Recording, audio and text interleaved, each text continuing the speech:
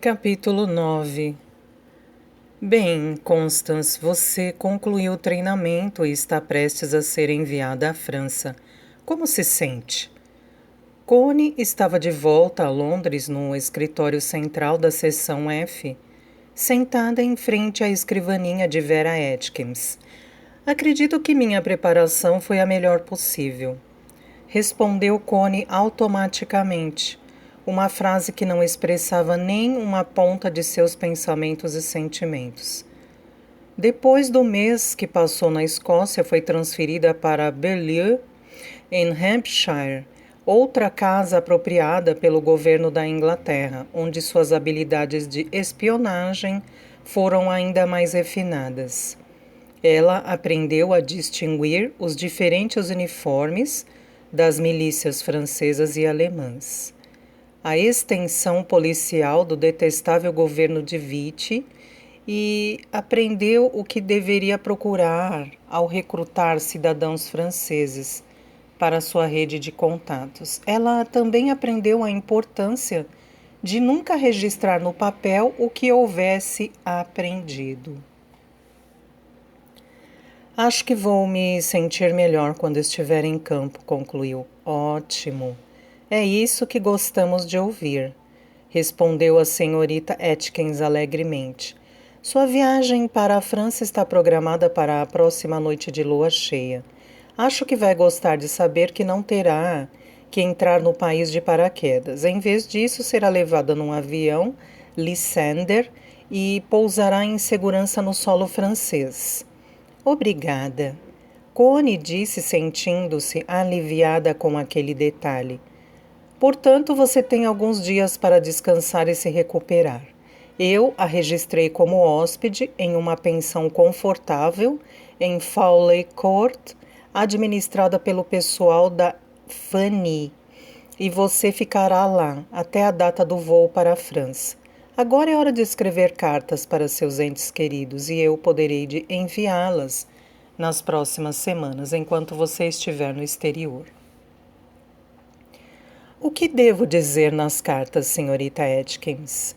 Sempre aconselho minhas garotas a serem breves e manterem um tom positivo. Diga que você está bem e que tudo está em ordem. Vou chegar para apanhá-la na tarde de sua partida, mas o horário exato será confirmado apenas no dia da viagem. Quando chegar à base aérea, revelarei seu novo codinome, que será usado por nós aqui na seção F e pelos outros agentes para reconhecê-la. Você também será informada sobre o grupo ao qual irá se juntar quando chegar à França. Agora, Constance, o Sr. Buckmaster gostaria de lhe dar uma palavrinha antes que você parta. Connie seguiu a senhorita Atkins pelo corredor até o escritório de Maurice Buckmaster. Constance, minha querida. Buckmaster se levantou da cadeira com um sobressalto e foi até ela com os braços abertos para abraçá-la. Está preparada? O melhor possível, senhor. É assim que se fala. Pelo que eu vi, você foi a estrela de seu grupo de treinamento. Tenho certeza de que será o orgulho da seção F. Ele disse com um entusiasmo de sempre. Para ser honesta, senhor, eu simplesmente estou feliz por cumprir com o meu dever. Tenho certeza de que sim. Tente não se preocupar demais, minha cara. Ontem à noite eu conversei com um agente da SOE que acabou de retornar após sua primeira missão no exterior. E ela disse que a coisa mais difícil que enfrentou foram os vários quilômetros que teve que percorrer de bicicleta todos os dias e que isso fez com que suas coxas ficassem do tamanho de um elefante. Connie e Buckmaster compartilharam uma risada. Alguma pergunta, Constance? Nenhuma no momento, senhor. Apenas gostaria de saber se há alguma notícia a respeito de Venétia, comentou ansiosa. Fiquei sabendo que ela voou para o exterior há alguns dias. Não, nada até o momento, Buckmaster disse, assumindo uma expressão séria. Mas eu não me preocuparia. Frequentemente leva algum tempo até que um operador de rádio envie a sua primeira transmissão. E recentemente houve alguns problemas na região onde ela está. De qualquer modo, ele voltou à escrivaninha, abriu uma gaveta e retirou uma pequena caixa, que entregou para Connie com uma mesura. Um presente para você, para lhe desejar boa sorte. Obrigada, senhor. Abra, ele disse, é o que dou a todas as minhas garotas antes de partirem. Incrivelmente útil e se estiver em uma situação difícil, você poderá vendê-lo. Connie abriu a caixa e retirou um pequeno estojo prateado de pó compacto para o rosto. Gostou? É perfeito, assentiu. Obrigada, senhor. Não gosto de deixar que minhas garotas fiquem impossibilitadas de cuidar da aparência, mesmo quando estão em campo executando alguma missão. Bem, Constance, só me resta agradecê-la pelo esforço que fez até agora. Não tenho dúvida de que vou ouvir relatos sobre suas atividades nas próximas semanas. Que Deus a acompanhe e boa sorte. Sim, senhor, adeus. Connie se virou e deixou a sala. Na noite de 17 de junho, um carro levou Connie e Vera Atkins até o aeródromo de Tangmere, em Sussex. No hangar, elas se sentaram ao redor de uma pequena mesa perto dos fundos da estrutura e Vera entregou uma folha de papel a Connie. Por favor, passe os próximos 20 minutos memorizando tudo o que está escrito neste papel. Seu codinome será Alfazema e será usado sempre que estiver em contato conosco ou outros agentes no campo de operações, tanto britânicos quanto franceses. Você se juntará à rede denominada Cientista, que opera predominantemente em Paris e suas redondezas. Quando pousar na França, em Vieux-Briolet, você será recebida por um comitê de recepção.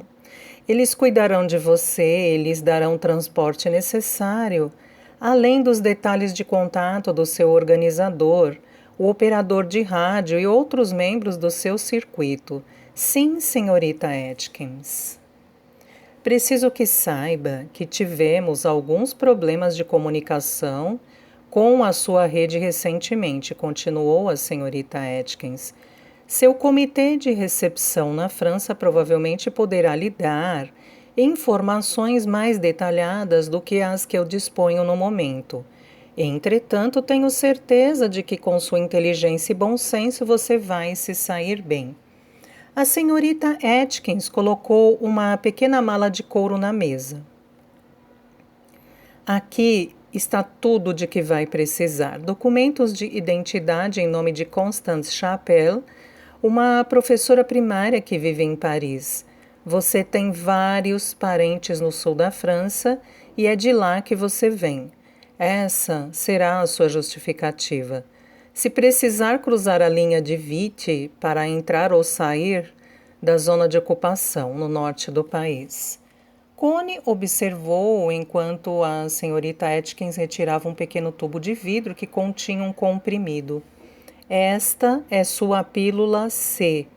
Você deve guardá-la dentro do salto do seu sapato. Já sabendo como as coisas funcionavam, Connie retirou do pé o sapato especialmente adaptado e abriu uma tampa que cobria a sola do salto.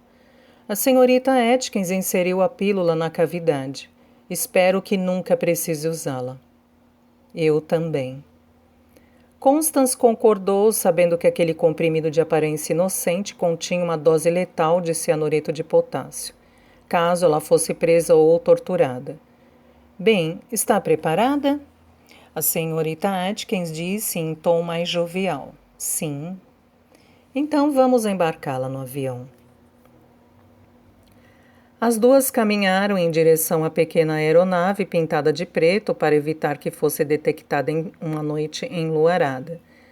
Ao chegar aos degraus, a senhorita Atkins parou. Quase me esqueci. Ela disse, retirando o envelope do bolso da sua jaqueta. Isso é para você. Ela entregou o envelope a Connie, que o abriu e leu as palavras que estavam no papel sem acreditar.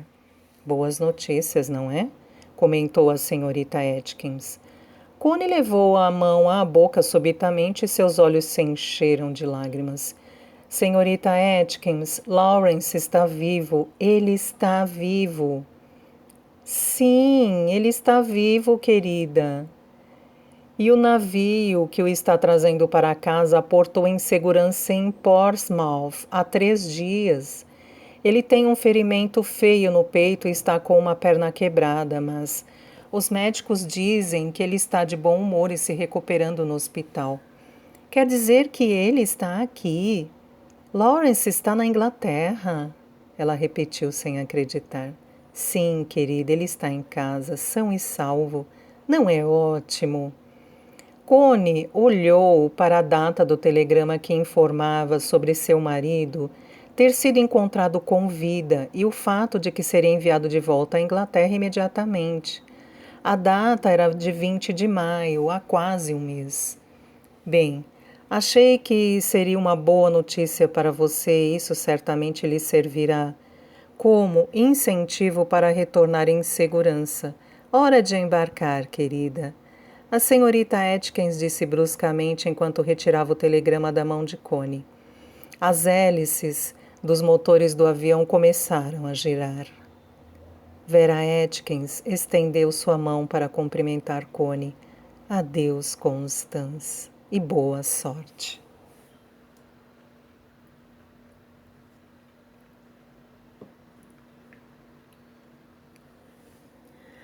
Estupefata, Connie subiu as escadas e entrou na cabine apertada do avião.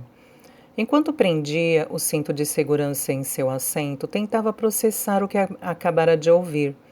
Não somente seu marido estava vivo, mas ele estava em segurança na Inglaterra.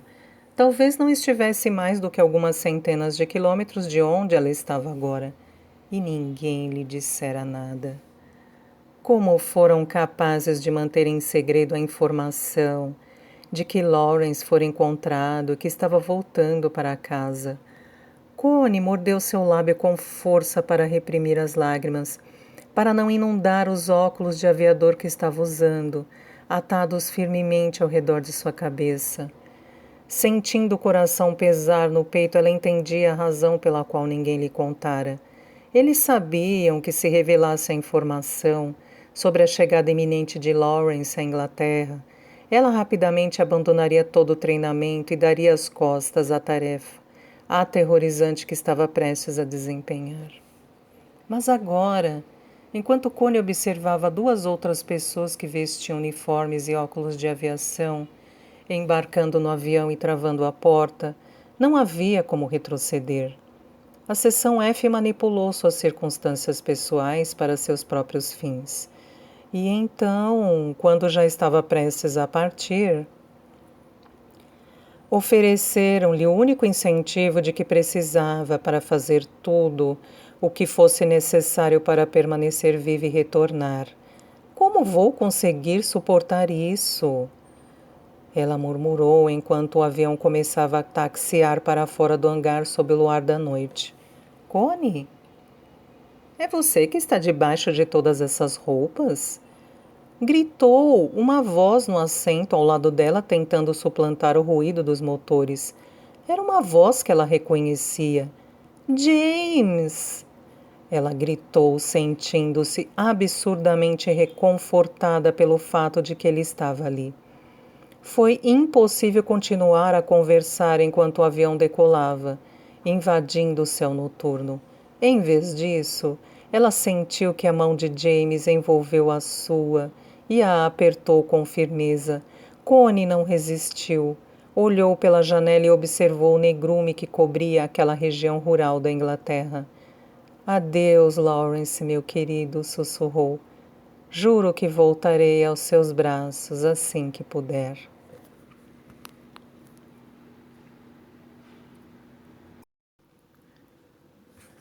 Capítulo 10. O avião tocou o chão suavemente num campo de pouso guiado por pequenas lanternas guiadas por mãos invisíveis que estavam em terra. O piloto deu meia volta e fez um sinal erguendo o polegar. Tudo parece estar em ordem. Adeus, senhoras e senhores, e boa sorte, acrescentou enquanto os passageiros desciam as escadas até o gramado. Bem-vindos, disse um homem que passou por eles a passos apressados, indo em direção às escadas do avião com uma bolsa de lona. Ele jogou o pacote para dentro da aeronave e em seguida trancou a porta e voltou correndo para avaliar seus novos recrutas. O avião já estava começando a viagem de volta. Connie olhou para a aeronave com um forte sentimento de inveja, desejando ter coragem de correr em direção a ela, embarcar e seguir seu coração de volta à Inglaterra. Sigam-me, disse o homem, que colocou a bolsa dentro do avião, e andem logo. Vi um caminhão alemão passar por aqui há poucos minutos. Eles devem ter ouvido a aterrissagem. Os 3 agentes, conduzidos por seu guia, correram pelo campo, com James na retaguarda. Era uma bela noite francesa de céu limpo e temperatura agradável. E ao correr para acompanhá-los, Connie teve uma sensação de familiaridade em meio à estranheza. A França tinha o mesmo cheiro de sempre. O ar quente e seco, com um aroma de pinheiros, tão diferente da umidade do interior da Inglaterra, ela reconheceria aquele cheiro em qualquer lugar. Após algum tempo, o guia abriu a porta de uma cabana de madeira, abrigada no interior de uma floresta densa. Dentro, o chão estava cheio de colchonetes encimados por cobertores. Havia também um lampião a gás no canto que o anfitrião rapidamente acendeu com um palito de fósforo. Devemos ficar aqui dentro até o dia raiar, quando se encerra o toque de recolher. Em seguida, nós os enviaremos em seus respectivos caminhos, a partir da estação em Vie-Briolet, que fica a cerca de 20 minutos de bicicleta daqui. Por favor, fiquem à vontade. Tirem os trajes de aviação e os pendurem naquele canto. Eles ficarão comigo, instruiu o homem. Vou preparar um pouco de café enquanto isso.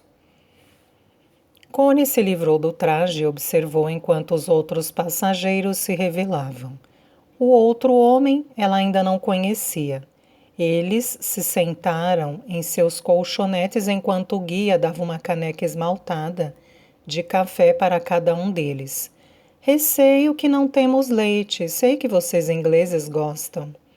Connie ficou satisfeita com o líquido pungente e escuro. Ela estava acostumada com a potência da bebida. Meu nome é Stefan, anunciou o guia.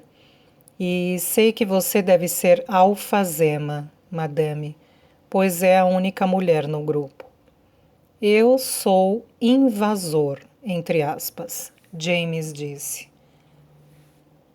Pragmático, concluiu o homem desconhecido. Em nome da França, eu lhes dou as boas-vindas.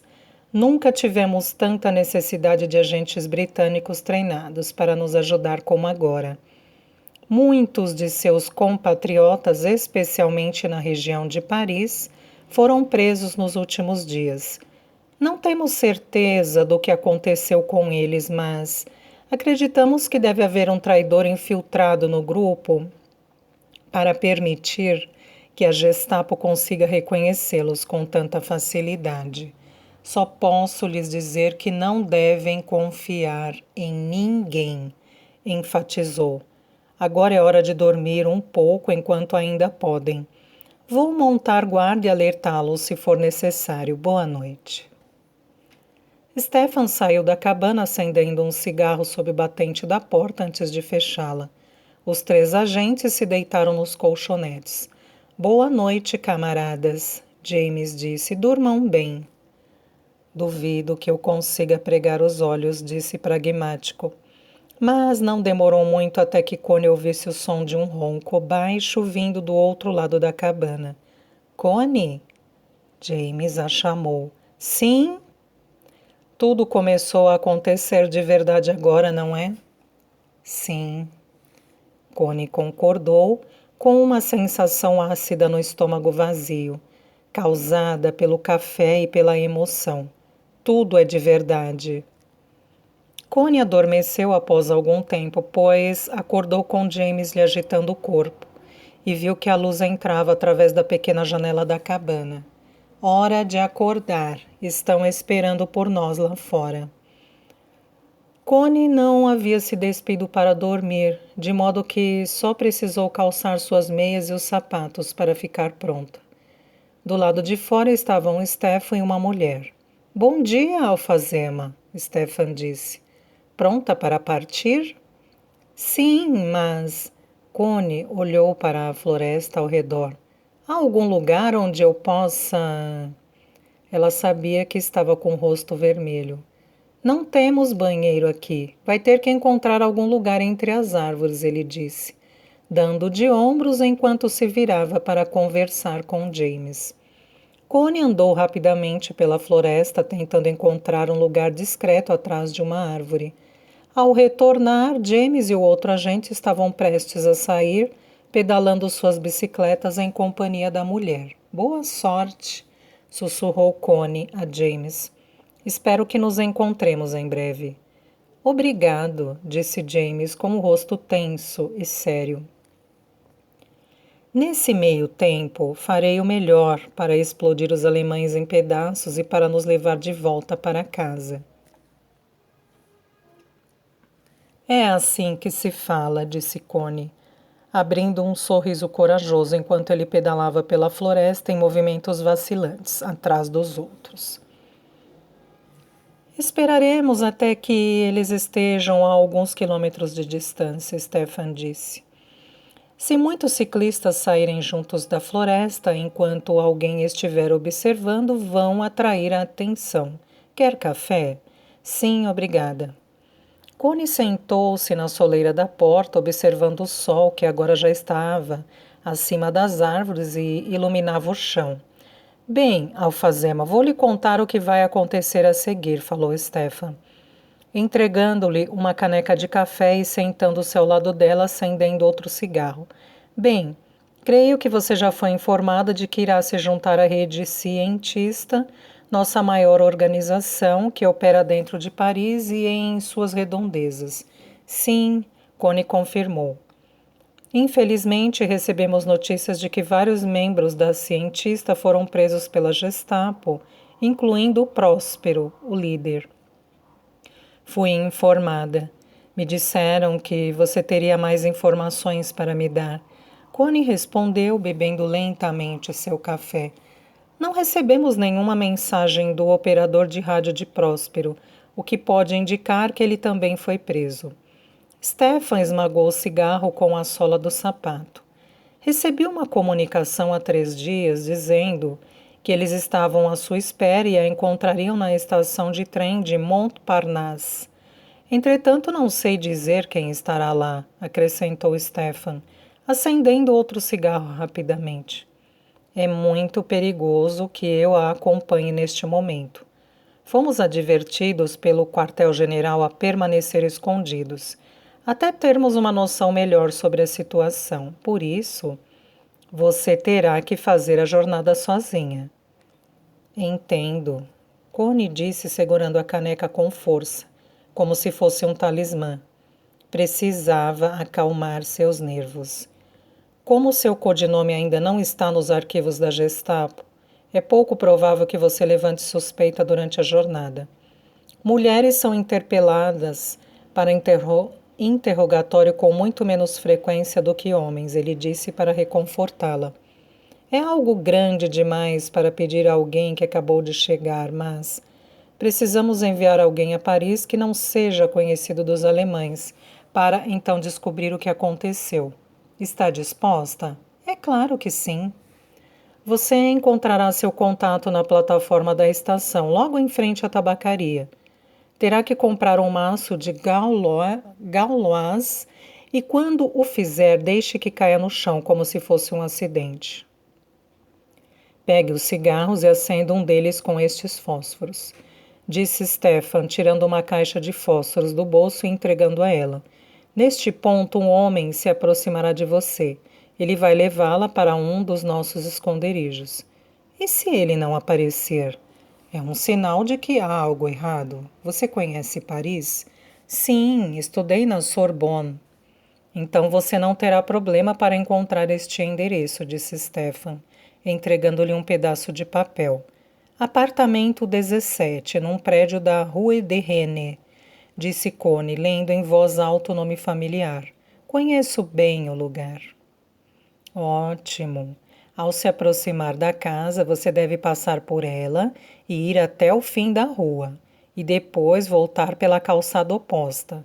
Se vir a Gestapo na rua ou num caminhão nas proximidades, você saberá que o esconderijo foi descoberto, entendeu? Sim. E se eu não vir a Gestapo do lado de fora? Neste caso, suba até o terceiro andar, que é onde fica o apartamento. Bata 2 vezes na porta, aguarde alguns segundos e depois bata 3 vezes. Alguém virá atender. Diga-lhes que seu contato não apareceu na estação e que Stefan a enviou. Certo, disse Connie, memorizando o endereço quando o pedaço de papel foi tirado de sua mão e incendiado por Stefan com um palito de fósforo. E se não houver ninguém lá, para onde eu devo ir? Sempre há alguém no apartamento 17, 24 horas por dia. Se ninguém atender à porta, você saberá que a rede cientista foi descoberta e todos tiveram que fugir e se esconder.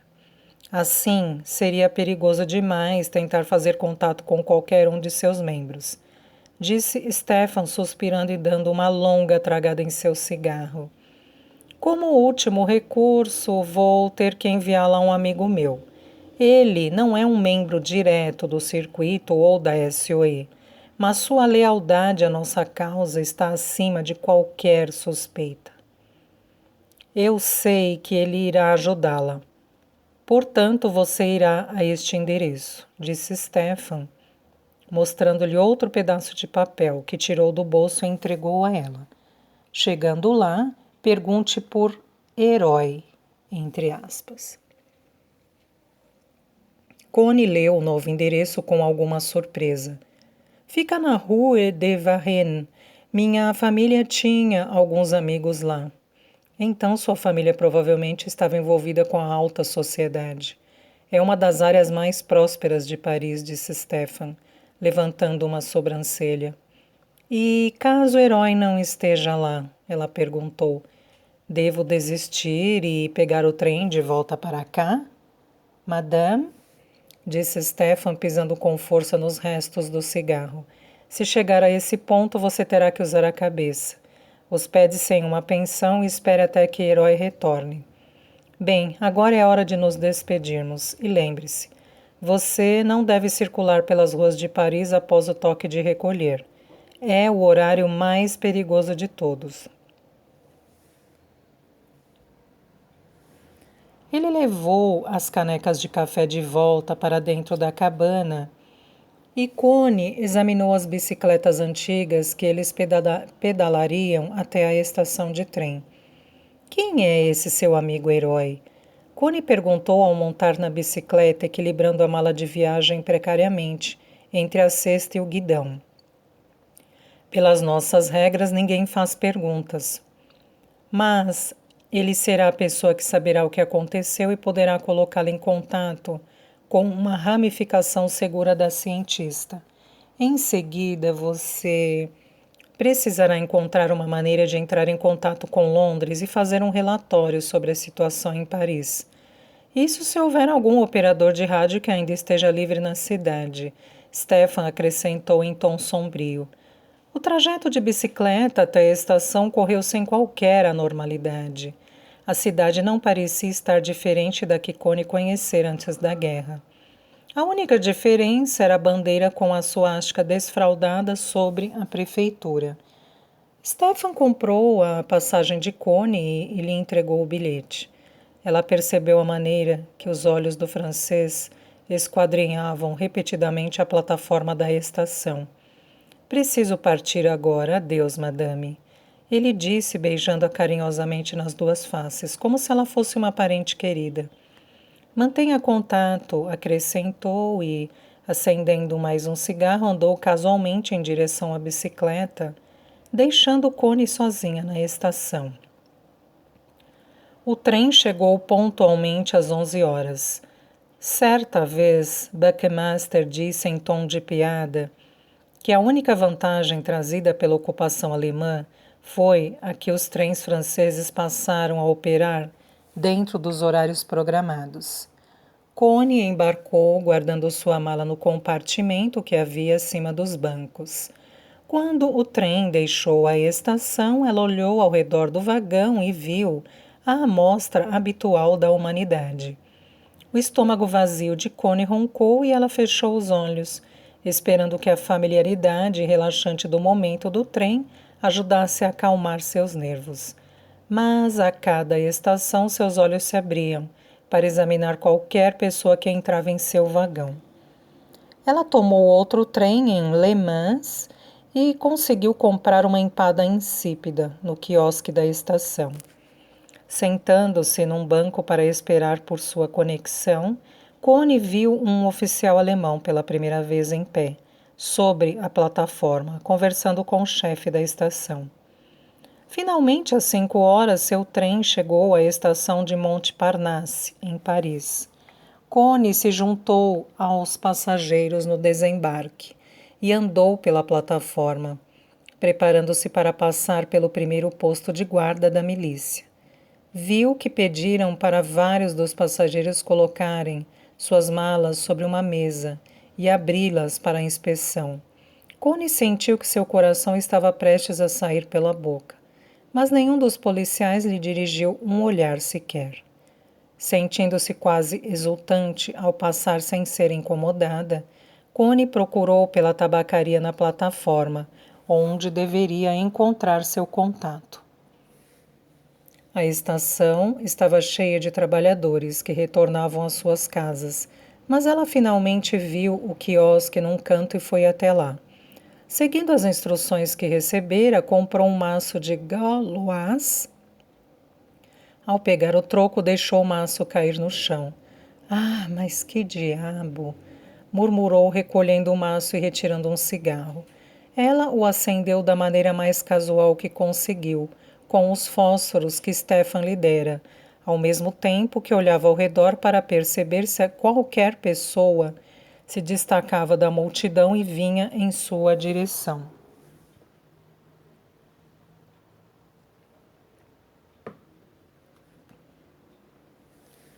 Connie fumou o cigarro até o fim, mas ninguém apareceu. Apagando-o com a ponta do pé, ela olhou para o relógio e suspirou, como se alguém que ela estivesse esperando houvesse se atrasado. 10 minutos depois, retirou outro cigarro do maço, usando a mesma caixa de fósforos. Novamente fumou até a brasa chegar ao filtro. Após o terceiro cigarro, Connie já sabia que ninguém viria ao seu encontro. Hora do plano B. Murmurou consigo mesmo e saiu da estação para andar pela primeira vez nas ruas de Paris após a ocupação alemã. A caminhada até Rue de Rennes não era longa, com poucos sinais visíveis de que as coisas haviam mudado, e estando em uma cidade que conhecia e amava tanto, o trajeto serviu para acalmá-la. Naquele fim de tarde quente típico do verão, com as ruas cheias de parisienses cuidando de suas vidas, era quase possível imaginar que nada havia mudado. A noite estava caindo quando Connie chegou à Rue de Rennes, localizando o número do prédio que procurava.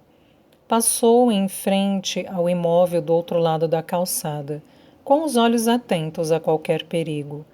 Quando chegou ao fim da rua, atravessou-a e voltou caminhando pela calçada oposta.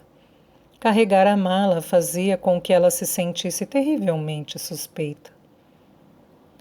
Finalmente, chegando à frente da entrada do prédio de apartamentos, ela caminhou de maneira resoluta em direção à imensa porta e girou a maçaneta com confiança. A porta se abriu facilmente. Ela atravessou o piso de mármore do hall e subiu as escadas, ouvindo o som de seus passos ecoar.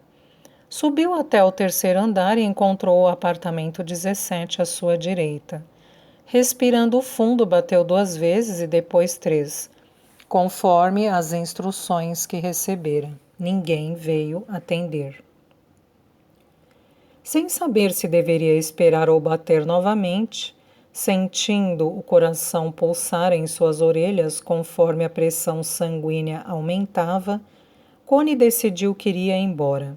Foi instruída a tentar apenas uma vez, e agora ela deveria sair dali o mais rápido que pudesse. Era óbvio que os temores de Stefan em relação à rede eram reais. Girando sobre os calcanhares, ela estava prestes a descer as escadas, quando a porta do apartamento, que ficava ao lado do 17, se abriu lentamente. Madame, sussurrou uma voz. Todos os seus amigos se foram. A Gestapo veio prendê-los ontem. Eles devem estar vigiando o prédio agora. Não saia pela porta da frente. Há uma porta nos fundos que se abre para um pequeno quintal. No quintal há também um portão que leva até um beco usado pelos garis que vêm recolher o lixo e que vai levá-la a uma rua diferente. Vá agora, madame, rápido. A porta se fechou tão rapidamente quanto se abrira, e Connie, lembrando-se do treinamento, tirou os sapatos para não fazer barulho, enquanto descia as escadas velozmente. Encontrando a porta que a mulher descrevera no fundo do hall e rezando para que não fosse uma armadilha, ela a viu. A abriu e viu que havia uma passagem para um pequeno quintal. Voltando a calçar os sapatos, ela abriu o portão e seguiu pelo beco estreito, percebendo que estava em outra rua. Virando-se para a direção oposta à Rue de René, Connie se obrigou a andar vagarosa e casualmente para longe de seu primeiro encontro com o verdadeiro perigo. Após alguns momentos, sentindo-se fraca com a fome e a adrenalina e a cerca de 1 quilômetro do apartamento 17, Connie encontrou uma cafeteria com muitos clientes, vários deles sentados às mesas na calçada. Preocupada com a possibilidade de que suas pernas não a levariam a qualquer outro lugar, a menos que conseguisse se sentar por alguns momentos, ela foi até uma mesa vazia e enfiou sua mala por baixo.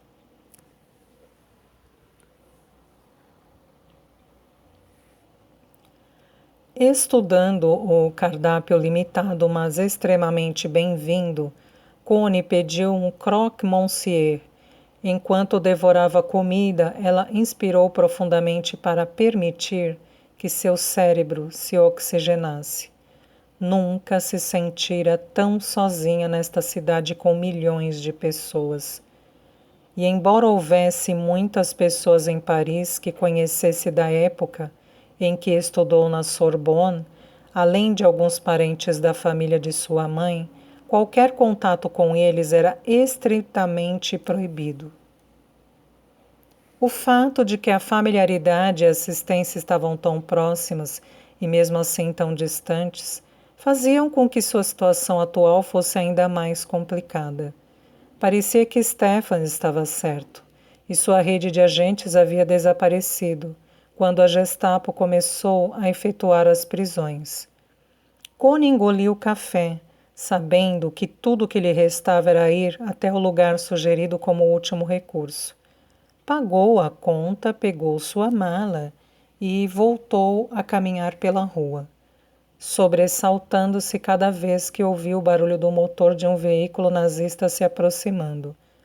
Connie seguiu para o norte e finalmente chegou à Rue de Varenne, um bulevar amplo e arborizado, ladeado por casas graciosas e elegantes.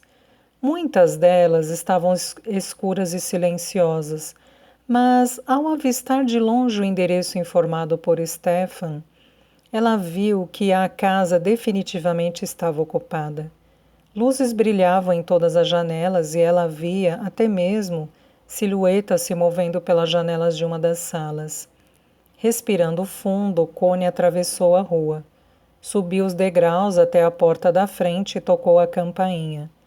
Alguns segundos depois, uma arrumadeira idosa abriu a porta.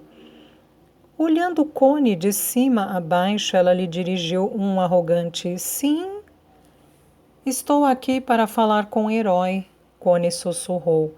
Por favor, diga-lhe que Stefan manda lembranças, acrescentou. A atitude da arrumadeira se transformou imediatamente. Uma expressão de alerta se formou em seu rosto enrugado. Por favor, madame, entre discretamente, vou chamá-lo.